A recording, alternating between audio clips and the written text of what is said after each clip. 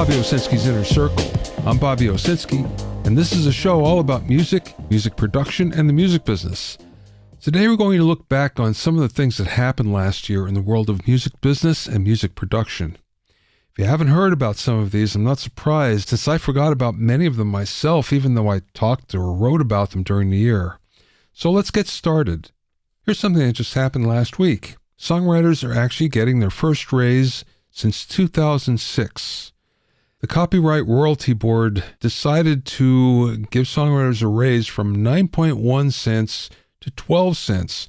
Now, this is for physical product like a CD or a vinyl record, meaning that every song that you have on this CD or vinyl record, you're going to make 12 cents. That means that you can really make a lot of money. So if you have 10 songs on a CD, you're going to make $1.20.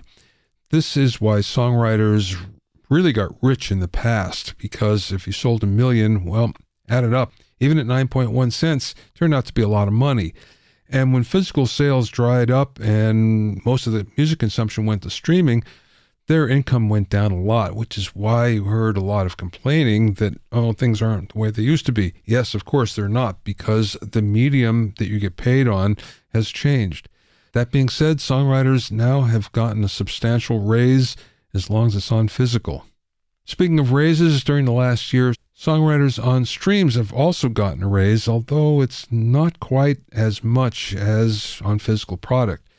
Songwriters went from getting 15.1% of the total revenue that a streamer takes in to 15.35%. And this is over 5 years that it's going to go up. So it doesn't sound like a lot, and it really isn't all that much, but in fact, it is a win, if nothing else, a small one. Songwriters still make about a fifth of what an artist makes on a stream. And of course, they've been battling for more. The big problem is that streamers don't make a lot of money to begin with. So there's not a lot of money to really make an increase to anybody. Just about every streamer is losing money. So there's very few places that you can actually get money from a streamer. And just the fact that there's some concessions that were made here, I think, is a victory. But major labels have been pressuring streaming services to lower their royalty rates for indies, especially those that are doing it themselves. Major labels have been claiming that what they're providing is a premium song, meaning that, of course, it's going to be a better quality since it's coming from the major label. Now, this may be true and it may not be true, but this is what the labels are saying. So far, the streaming services have not caved, but what's going to happen when the next licensing agreements come around? We might see a different structure on streaming royalties. During the last year, TikTok rolled out 10-minute clips. Now, these are up from 5 minutes, and of course, up from the original 30 seconds. There's a reason for this, and actually there's basically a strategic reason for everything that either YouTube does or TikTok does, because they're in a battle. TikTok is trying to get more market share from YouTubers and basically saying, look, we know that if you're a creator, you like to have longer videos, so here you go. That being said, the average viral TikTok song is only 19.5 seconds, and the average TikTok video is about 8 seconds. So this is less than the attention of a goldfish. What's interesting here is the fact that songs are getting shorter and shorter. And you might find that they're just coming down to hooks, because that's generally what a viral video is on TikTok when it comes to music. It's the hook of the song. So we might find songwriters just writing hooks and that's it. We haven't gotten to that point yet, but it's getting closer. The influence of TikTok is actually waning, at least in the music business, a little bit.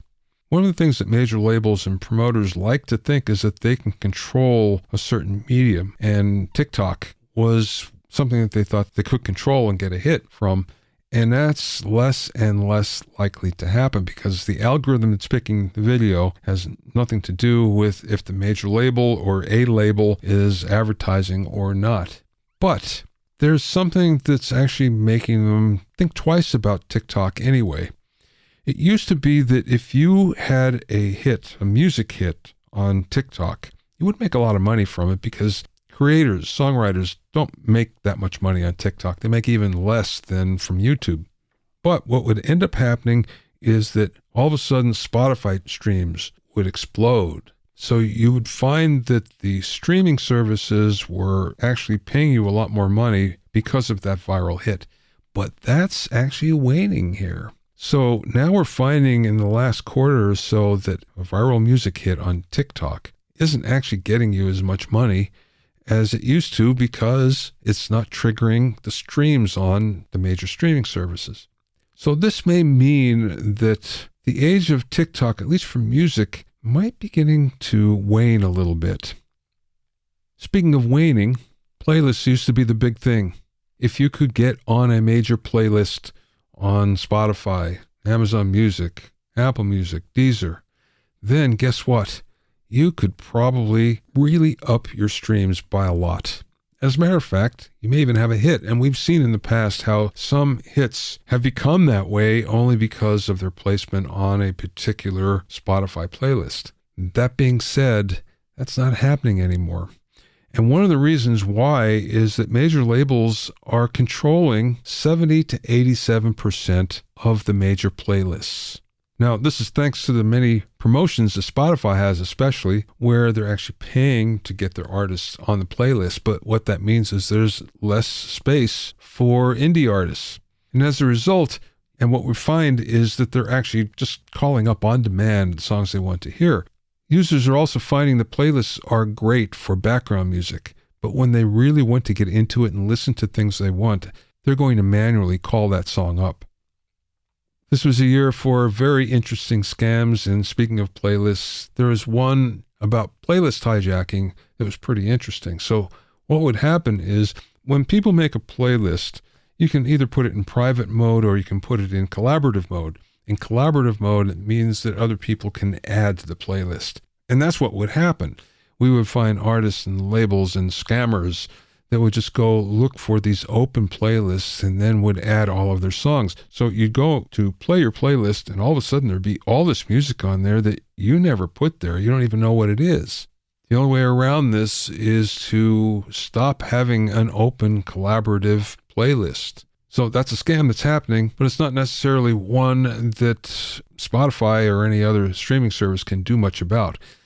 But there are some other scams that happen. One is fake collaborations. So what will happen is you'll take a song and then you'll upload it and say there's a featured artist on it. And it might be Drake or it might be Ed Sheeran, even though they have nothing to do with it. But you'll find that people will be searching and they'll see, oh, Ed Sheeran, and they'll go to that particular song and then discover that, well, my favorite artist has nothing to do with it. Spotify is clamping down on that. There's another one with fake collaborations where what would happen is people would upload a hit song and put different writers on. So that would mean that they would actually make some money on the back end, and they might put Ed Sheeran featuring Joe Blow, and then Joe Blow would make some money off of it. But that didn't last all that long, and Spotify finally did something about it, and that scam went away. The last thing that Spotify needs is any more scams and any more unauthorized music, because there's plenty of authorized music already going up. This year we hit the 100,000 uploads a day just on Spotify. So there are 100,000 uploads that are happening every single day on that platform. This has caused Spotify to rethink their terms of service. This hasn't changed yet, but it might. What they're considering is they're going to become more selective.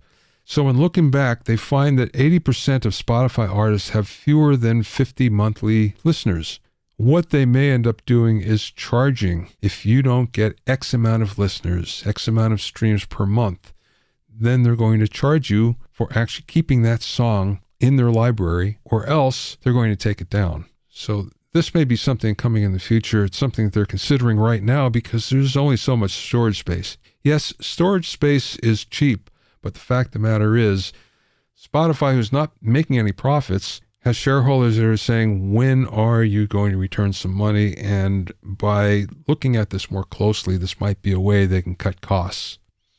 And speaking of lots of uploads every day, last year we hit the 1 trillion song streams just in the United States. There were 1 trillion streams last year in the US alone. Sounds like a lot, but the fact of the matter is it only went up a little bit, went up about 8% from the year before. So what that is an indicator of is, wow, that sure are a lot of streams, but what's happening is it's sort of flattening out. We're hitting the mature stage of the music streaming business. There were some success stories, though. Classical music was up 90% on YouTube, and classical music downloads were up 64%. Classical music suffers badly from streaming. And the reason why is you can have a piece that's 15 minutes long and it gets paid the same amount as one that's only 2 minutes long. So there's no advantage to having a long stream. And what ends up happening is you find that there are certain streaming services that are reluctant to have classical music because it takes up a lot of space and it's not making them or the artist a lot of money. But YouTube is a different story. And what classical orchestras, classical musicians are finding that it's a really good platform where they can make some money because it's advertising driven and there are people that want to consume it. So good deal. It's up 90%. Speaking of YouTube, there was also a scam there last year. An online service called Yout let users bypass YouTube so you can download videos. The RIAA demanded that Google delist them from the search engine, and that's what happened. So Yout actually came back and sued, and they lost. But just imagine, this is kind of the same thing as someone breaking into your house and then suing you because you called the cops. Most people don't want to download videos. They don't want to own them. It's easy enough when you can get them for free. So I don't see that the service had long legs anyway, but it's kind of interesting to see what happened. YouTube is also experimenting with long ad pods, where you might have to watch as many as 10 unskippable short videos in a row. Now, they might only be 5 seconds, but nonetheless, you can't skip them. This is only an experiment right now. It hasn't been decided if it's going to be rolled out to everyone. I think everybody would hate this. So we can all cross our fingers that YouTube doesn't think this is a good idea and implement it. The other thing that was interesting is after a study, YouTube found that most people watch YouTube videos at a higher rate of speed. Most of them watch at 1.5x. So everybody watches videos faster. We just don't like to admit it. YouTube found out in their data that just about everybody does it anyway. We often look at major labels as an evil force out there that the only thing they want to do is rob artists and songwriters of their royalties. They certainly deserve the reputation because through the years it's sort of happened, but sometimes they do the right thing. Both Warner Brothers and Universal Music wiped out unrecouped royalties for legacy artists this year. Sony started the trend last year, but no one actually expected the other two labels to jump in. This applies to artists that were signed before the year 2000 who haven't received an advance since. Now, the reason for this is you have artists, especially legacy artists, that were seeing a lot of streams and not making any money from it. So now they can actually make money from streaming, even though it might not be as much as a major pop artist, but they can see some revenue because it's not going to recoup advances that were maybe 30 years old. So good deal, major labels. Did the right thing. Epic Games acquired Bandcamp last year, and you might think this is kind of an odd combination. Of course, Bandcamp is a place for artists and musicians to showcase their music, to have an online presence. So what does that have to do with games? Well, Epic Games is actually building their own version of the metaverse. No connection to the Facebook one, the Meta one. And what they see with Bandcamp is they already have everything in place to go direct to fans and sell things to fans and to have a more one-on-one interaction with fans. So behind the scenes, it actually has better synergy than you might think. The one ominous thing here is that Epic is 40% owned by Tencent, the giant Chinese music company. Ticketmaster is in a lot of trouble this year. A couple of different things happened. The first thing is Taylor Swift. When she announced her latest tour, the announcement went out to her fan club. And if you weren't part of her fan club, the only way that you could get tickets was to register. But what happened on Ticketmaster's site is there was so much traffic that came from unregistered users and from bots that it basically shut the whole thing down. So as a result, there were a number of lawsuits that came from users that couldn't get tickets against Ticketmaster. And what they were charging is that there was a monopoly, and they were beseeching antitrust laws. It would be really ironic if an antitrust lawsuit was actually won by a fan and not by someone in the music business. Both the Senate and the Department of Justice are actually investigating this. So what ended up happening? Well, they decided that they're going to use fan club technology that was originally created by the Dave Matthews people to sell their remaining tickets, and it looks like that's going to happen without so much of a glitch. Ticketmaster also ran into a really bad problem with fake tickets in Mexico for Bad Bunny, and as a result, the Mexican government fined Ticketmaster quite a lot of money. So Ticketmaster's on the defensive this year. One thing to think about is every time that you pay those convenience fees that everybody hates, fact of the matter is that doesn't go to Ticketmaster, that goes to the artist. So it's the artist that signed off on it and not Ticketmaster. Now, speaking of those fees, New York State passed a law that you have to disclose all the charges on tickets up front. So in other words, you can't buy a ticket at face value and then all of a sudden have $50 worth of charges that you didn't expect. In New York State, this has to be disclosed in advance. It also outlaws the resale of free tickets, and it forbids delivery fees on electronic tickets, something that everybody hates. So we can only hope that every other state adopts this as well. The sale of music NFTs were way down this year, although there was a little bit of a rise in November. It wasn't only the number of NFTs, it was the dollar value as well that really took a big hit. One of the big problems is that fans that bought an NFT would think that they were going to get royalties, or they would think that they would be a part owner, when many times the only thing they got was the ability to go see this NFT, to look at it, and maybe not even get any money on the resale market. So there's lots of legal issues involved, and they're not looking very good for music NFTs right now. That said, Spotify now lets artists promote NFTs. Let's see what happens in the new year to see if that continues. The major labels surprisingly spent a lot of money on Web3 deals this last year. There's a lot of venture money pouring into that space, but the ironic thing is Web3 is all about decentralization and transparency and artist control, which is pretty contrary to what the major labels stand for. The major labels are hedging their bets, though, and they're buying Web3 real estate. The crypto meltdown also does not help Web3 because everybody was assuming that they would buy things in the metaverse using crypto. And now a lot of people have lost confidence if they haven't lost money. So there'll be no way to pay for anything in Web3. That might be a problem. This was the year of the AI artists. There's AI everywhere. We're going to talk more about that in a little bit. The AI rapper FN Mika had 9 million followers and 1 billion views on TikTok. So, Capitol signed him, even though he was artificial. A few days after he was signed, a graphic that was designed by AI came out and really upset a lot of people.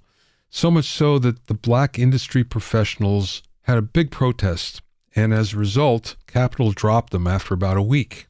The thing about it is, the deal was only for distribution and there was no advance, so there's no money exchanging hands in this.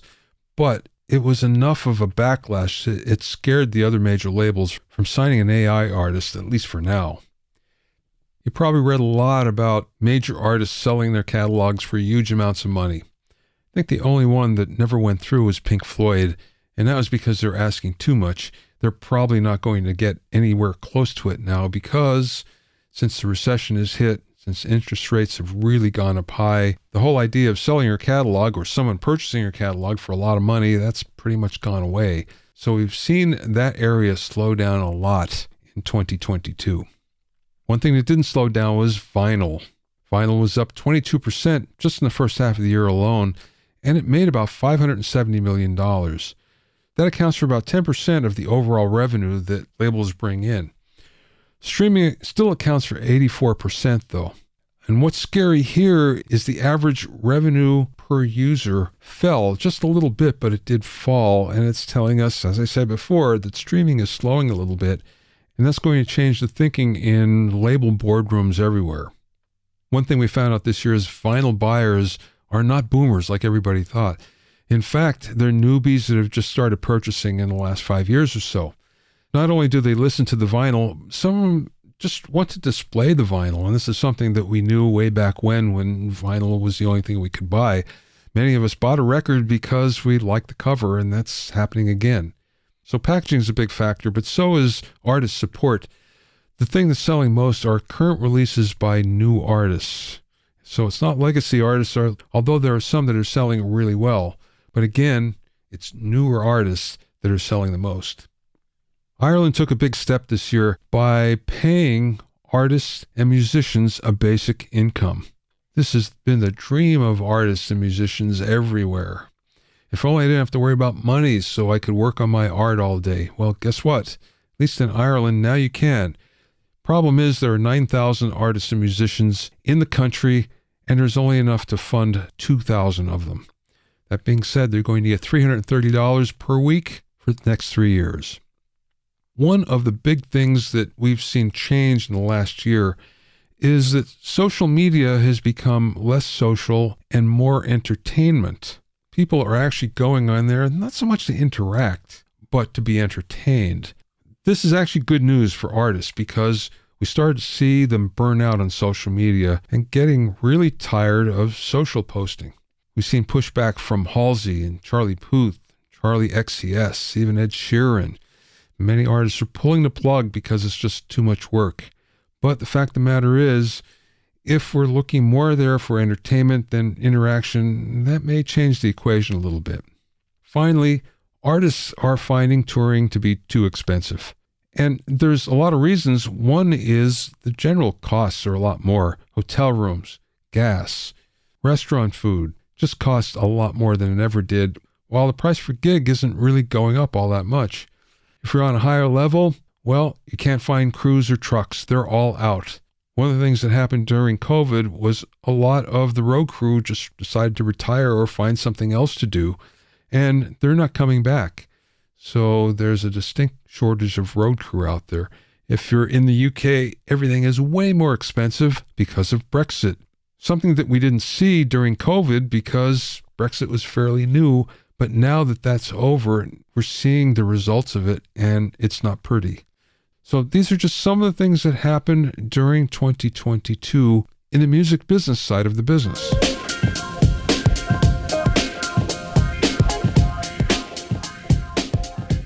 If you have any comments or questions, you can send them to questions@bobbyowsinski.com. Also, I'm pleased to announce that the 5th edition of my Mixing Engineer's Handbook is now available. It's totally updated and includes new sections on mixing and immersive audio, self-mastering, new mixer interviews, and much more. Get your copy at a special discounted price at bobbyowsinski.com/handbook. That's bobbyowsinski.com/handbook. You can also find it on Amazon and Apple Books. And remember, you can learn all about the latest in music, audio, and production news when you sign up for my newsletter at bobbyowsinski.com. There you'll also find out about openings for my latest online classes and special events. That's bobbyowsinski.com.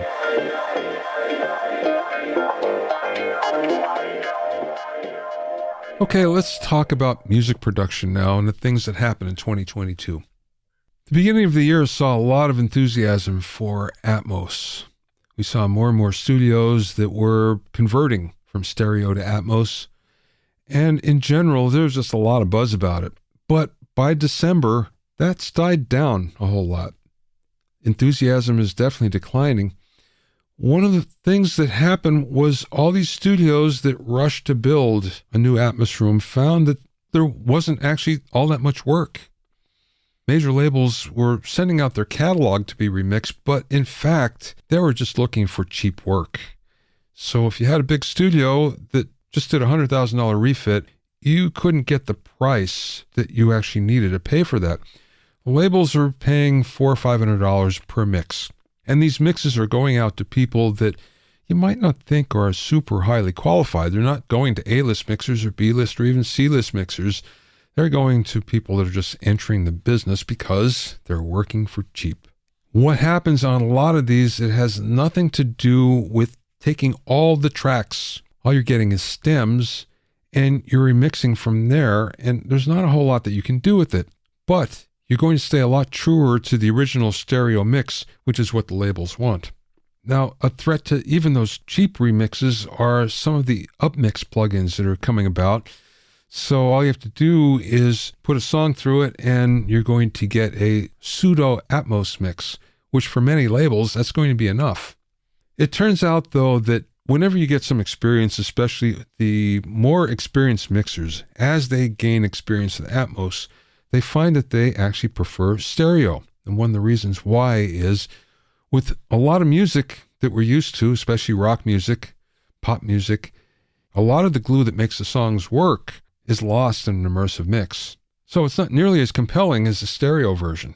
All that being said, I've always believed that true immersive really won't happen until we have a new speaker technology where the whole room turns into a speaker. And then we can more easily make this technology work for us. But until then, in most cases, it's more a parlor trick than anything else. Like I said before, artificial intelligence, AI and machine learning is not taking over music, but it's really making inroads. There's a lot of AI music online and a lot of AI music generators. There's platforms like Refusion, SoundDraw, Boomy, Amper Music. Even Spotify is coming up with their own AI music generator. They're not the only ones. The giant Chinese music platform Tencent has created 1,000 songs via AI, and one of them even has 100 million streams. The Arabic language music platform Anghami has 200,000 AI-generated songs. Now, here's the problem. This all sounds well and good, but there's a lot of copyright issues. Who owns it? Is it the AI creator? Is it the trainer of the neural network? Is it the owner of the platform? Is it the AI itself? Is it the user? Are the songs public domain? So there's still a lot to be sorted out, and that's not going to happen soon. The problem here is the impact it might have on songwriters, especially new ones, where they'll say, well, why should I even bother when I can just go to this platform and have it done for me? Speaking of done for you, there's an AI-powered neural network that Holly Herndon has used to mimic her voice. So it's really her, and she's authorized it. It's just that it's an AI version of her singing. It's close, sounds okay, but just think about it from the standpoint that you don't have to worry about recording. You don't have to worry about the sound or the tuning. It's a virtual vocalist. We may see more of this in the future. There are now a lot of AI plugins, and they're getting better and better. Isotope RX and Ozone, Baby Audio Tape, the Focusrite Fast series, Sonable. Lander, the mastering platform, is getting better and better because of the millions of songs it's learned from. For beat making, there's Atlas and Playbeat. We're seeing more and more AI plugins coming up, which are making life easier and making some of the tasks that took an audio engineer or producer or a songwriter a while to get the hang of, well, they're now being done for you. One thing that may be a big breakthrough is lossless Bluetooth audio, and that's the Bluetooth LE standard that came out this year. What it will allow you to do is actually hear CD quality audio on your wireless headphones or earbuds. Now, the problem is that you can't use any headphones or earbuds. They have to be Bluetooth LE standard, plus they also have to use the right codec in order to do it.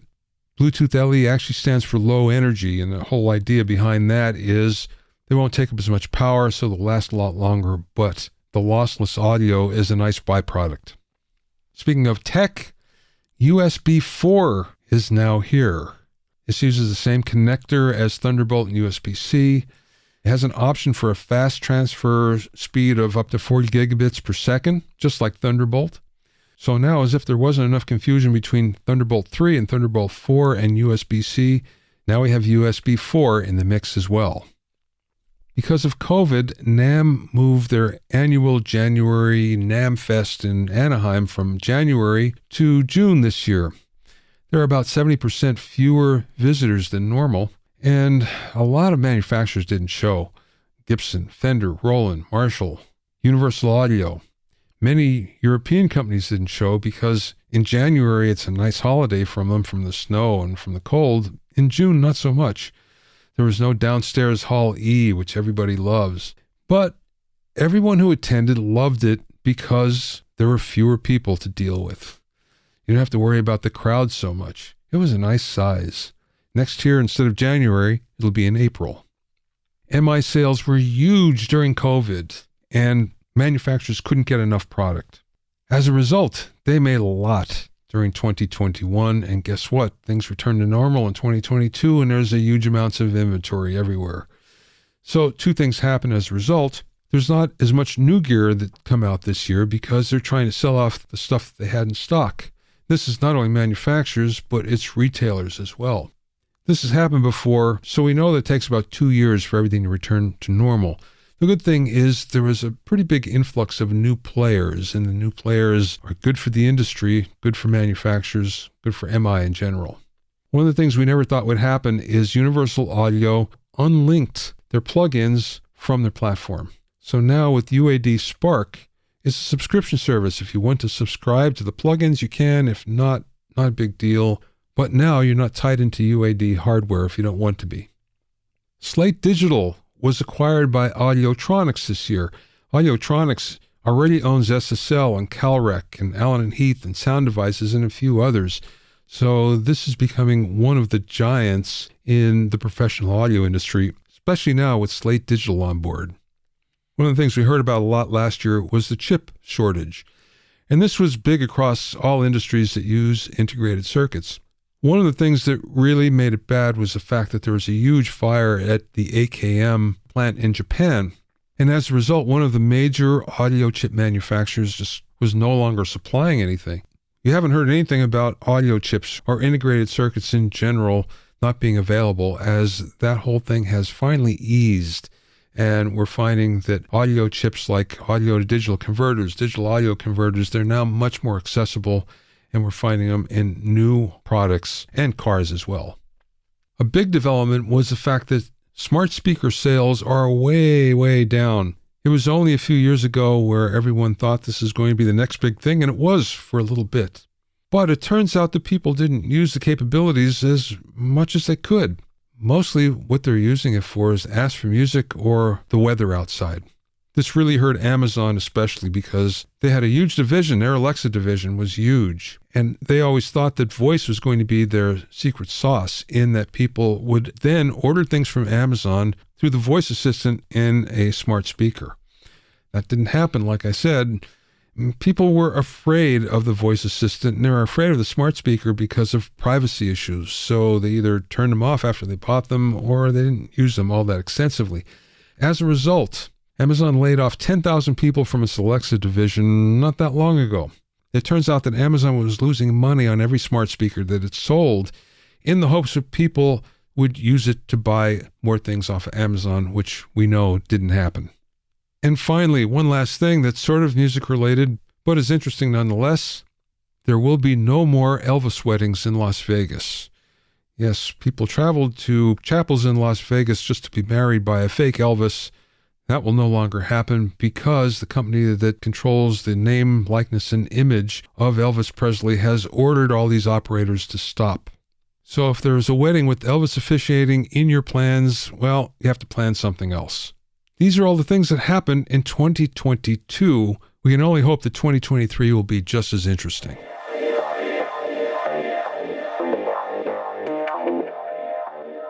Thanks for listening and being in my inner circle. Remember, if you have any questions or comments, you can send them to questions@BobbyOwsinski.com. Remember that you can learn all about the latest in music, audio, and production news when you sign up for my newsletter at BobbyOwsinski.com. There you'll also find out about openings for my latest online classes and special events. That's BobbyOwsinski.com. To listen to the episodes of Bobby Owsinski's Inner Circle, go to BobbyOwsinski.com and select the podcast tab, or go to BobbyOInnerCircle.com, or you can find it on Apple Podcasts, Amazon Music, Stitcher, Mixcloud, Google Podcasts, Spotify, Deezer, TuneIn Radio, Radio Public, and Podbean. At BobbyOwsinski.com and BobbyOInnerCircle.com, you'll also find a sign-up form for my newsletter and for alerts for new podcasts.